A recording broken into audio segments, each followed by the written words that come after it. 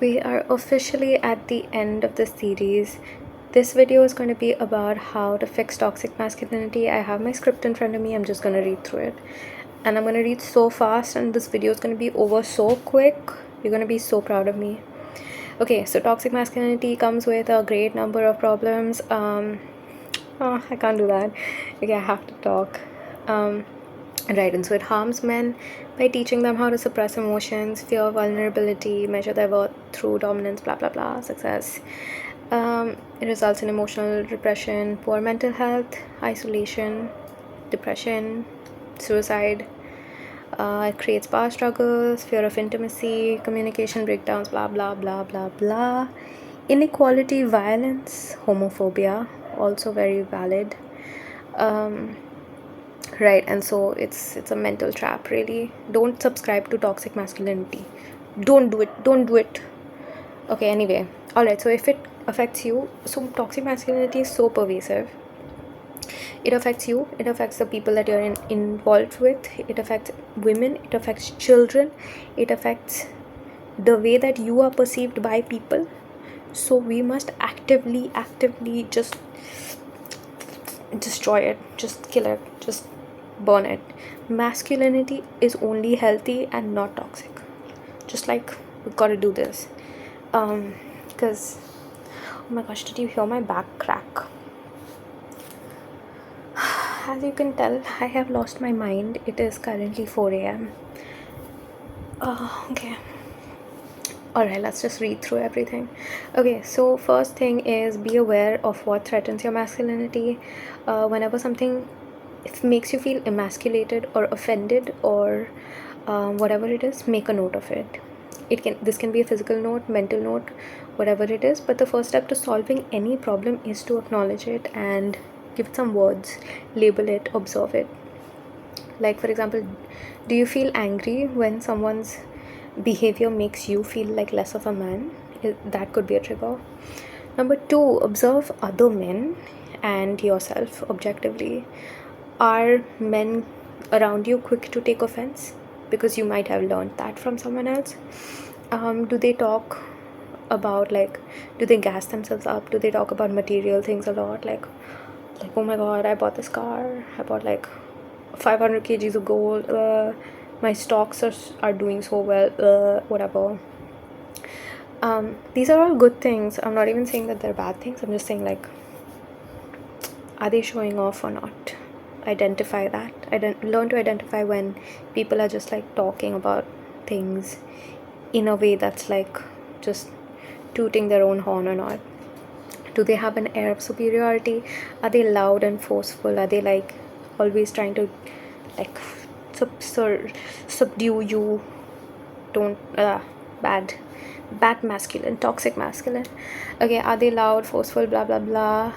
Can you interact with them on an equal level? Do you feel good when you interact with these people? Are they inspiring to you? Do you feel like they listen to you? Do you feel respected? So on. Right. Okay, number 3, ask yourself what makes you a man. Don't look for answers online. Really think about it, meditate on it. What makes you a man? The hint is they are not physical attributes at all. What makes you a man is always going to be a series of abstract values. Just putting that out there. And it also doesn't have anything to do with your biology either. That's another hint. Let me tell you something. I can be a man too. I've had to teach so many men to be men. How do I look like? Okay, alright, number 4 is, you do not own any woman, period. There is no concept of possession of women. You do not own any woman. No, not your sister, not your mother, not your auntie, not your chachi, not your grandmother, no one. They are people, they have agency. Men do not own women. Full stop, period. Okay, this one's interesting. Explore fashion and take risks.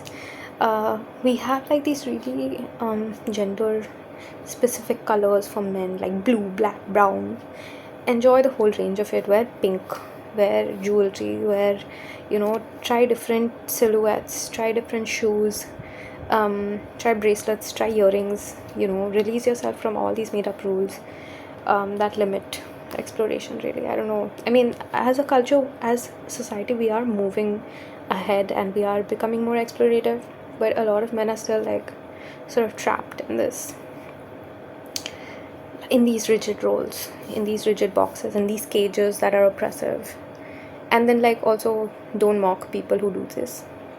If you're not able to do it, don't mock another guy who can actually do it. Okay, when people make, oh, this is interesting. So when people make comments, which they will, remind yourself that masculinity is not fragile enough for it to be shaken if you wear nail paint or if you keep your hair long. You cannot lessen it or amplify it by making a physical change. Wow, dropping wisdom, crazy. Okay, so masculinity is sincerity and honesty, consistency and hard work. It's an exploration and humility. Abstract values make up a masculine man. Sometimes I say such like profound things. I'm like, what's that even mean? So cute. Love that for me. Okay, number 7, avoid mocking and bullying other men's appearances. Don't like give them nicknames.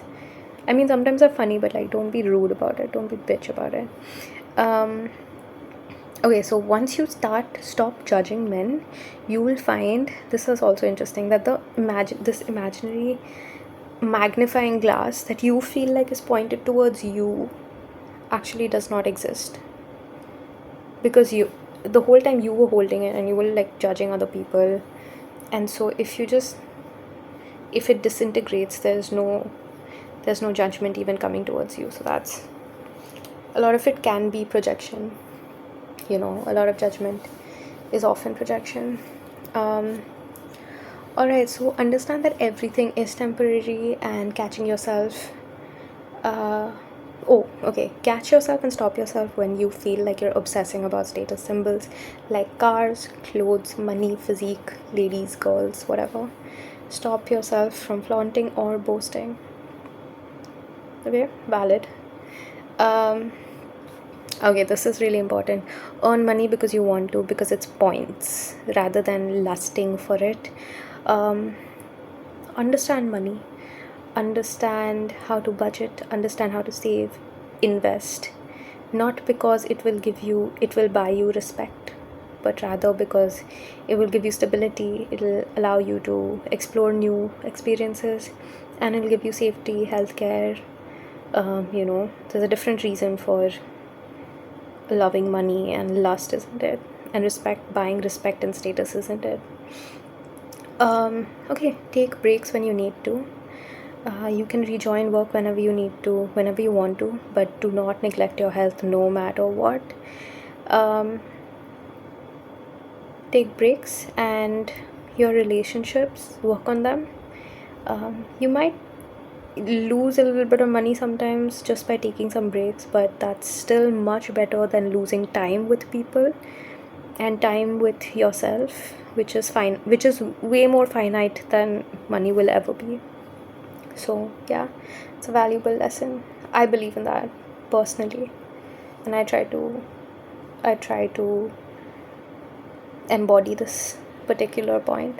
Okay, number 11 is, it's okay if you don't know the answer. Take a moment and figure it out, find out, do some research. It's okay if someone corrects you. Take a moment, sit in silence, listen to it and contemplate. When you're alone in the privacy of your mind, you do not need to prove anything to anyone. You do not need to say that or convince someone that you know more than them. It's okay if someone thinks that you don't know something. It's fine. You do not need to fight, you do not need to win, you do not need to prove yourself right. There is no point. But however, if someone continuously tries to lower you or insult you or humiliate you, just disengage entirely, just step away from it. You don't even have to show people their place or anything. Just like leave them, drop them entirely. Respect yourself more than wanting to put someone else down. Okay, learn from everyone, including people you consider lesser. Get into conversations with everyone, regardless. old, poor, young, rich, people who are vastly different from you in different fields of work, different fields of study, different cultures, ethnicities.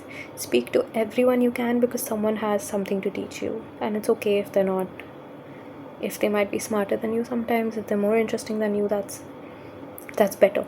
That's you leveling up rather than them putting you down. That's you leveling up every time you get more and more information. It's wonderful. I love doing that. Okay. Number 14 was never presume that you know more than the person in front of you unless you are specifically called upon to display your expertise. Be confident in what you know and don't presume that every conversation needs to end up with you on top. I agree with this 100%. I'm not preaching that you like do this humble, like sort of act like, oh, I don't know anything. I'm like really, really humble.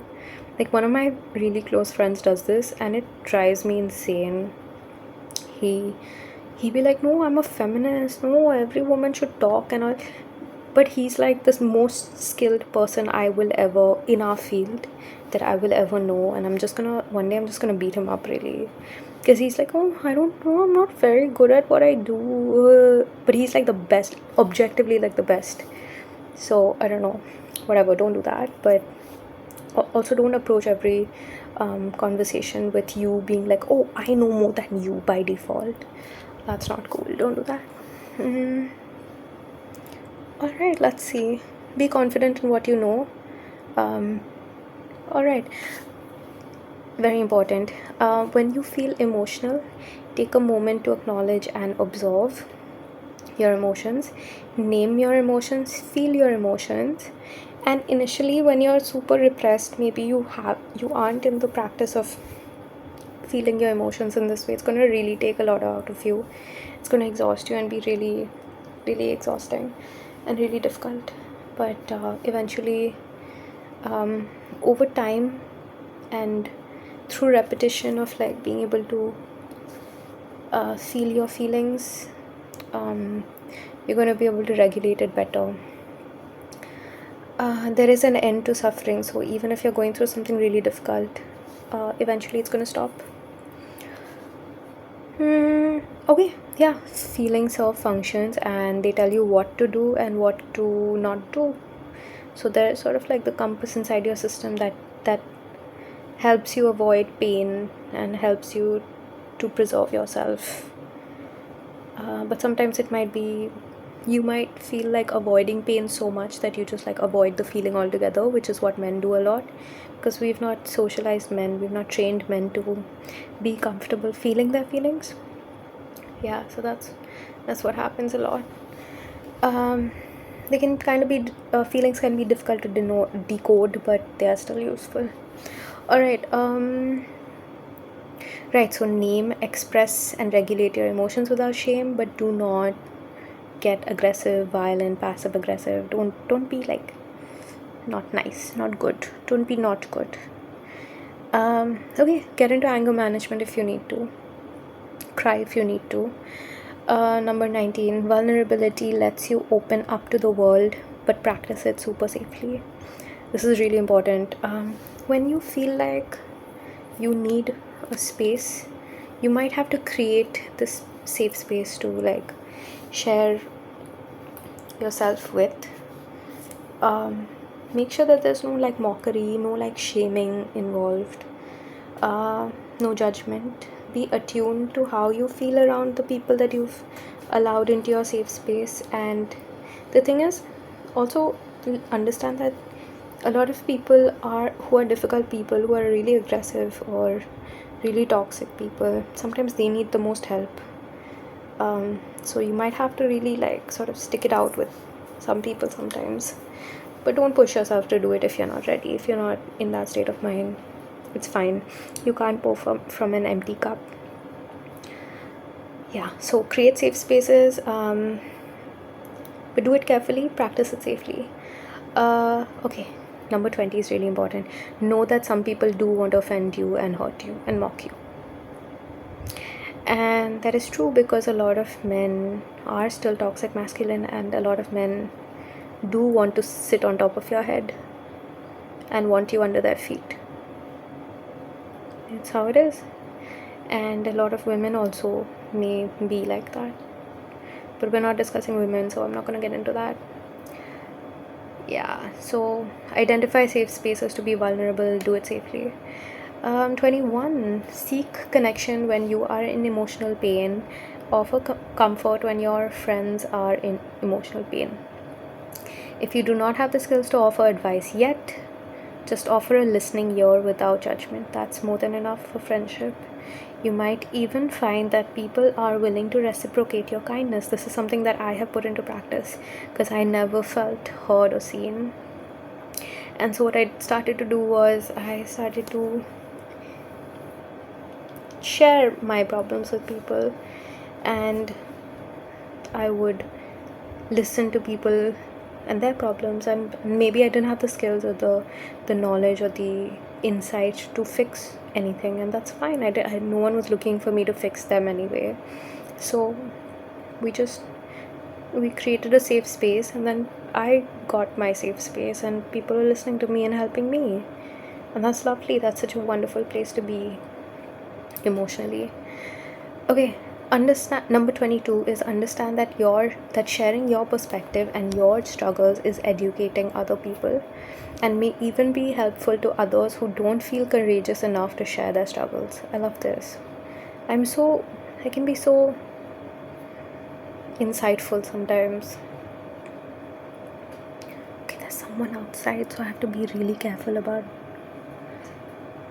the rest of my video. Okay, number 23 is address your substance abuse problems. What are you in denial of? What are you hiding from? What are you using sex, drugs, alcohol to protect yourself from? Oh my god, I didn't come here to be called out like this. What the fuck? Okay, healthy masculinity sees sexuality as a form of... Okay, just like when you have sex, just have it with people. Acknowledge that you're having sex with people. Don't be rude, don't be a bitch. Okay, when in sexual situations, prioritize... I wrote this so long ago, bro. It looks so bad. This list is so shitty. Okay, prioritize your partner's comfort and pleasure, but don't prioritize your pleasure over your partner's comfort ever, and vice versa. Don't ever cross your own boundaries because someone else wants something from you and is not accepting a no. Number 26, if someone is not interested in sex with you, it's okay. It's not a rejection of you, it's fine, and it doesn't say anything about your self-worth. Number 27, if you can't sorry about this, if you can't perform like a porn star, that's okay, because we're not porn stars, we're people, and even porn stars can't perform like porn stars, by the way. Sex is an explorative process. There is no gold star, there's no 5 on 5-star rating that we are striving for. It is a process that you go through to learn how to please your partner and teach them how to please you. I love this. I believe this so much. Okay, it's an intimate exercise to increase affection and love and trust, and I love that. Okay, number 28, looking for sexual or romantic validation outside your relationship or marriage is unnecessary. While monogamy and exclusivity aren't the natural default, most of us fit into that template. If you want to explore, make sure your partner knows. Evaluate why, if you do end up looking for hookups and casual sex and sexual attention online, why do you do it, and what do you get from watching porn? How does it make you feel? Really think about that. Number 30 is sit with yourself. Most of all, try to feel why did I say this? Try to feel human. Try to forgive yourself infinitely for not being hyper-masculine. It's fine. You are trying your best. Figure out where you can be better and acknowledge whenever you have tried enough. Alright. Thank you so much for sticking around for all of this. This was intense and difficult. This took me a long time to keep writing and rewriting and editing. And yeah, we can only try to be kinder and better to ourselves and to others every day. Oh, this is really sweet. I've written hug someone today, and if you have no one to hug, here's a little kiss from me. um okay, be good, take care of yourself. I love you so much. Bye bye.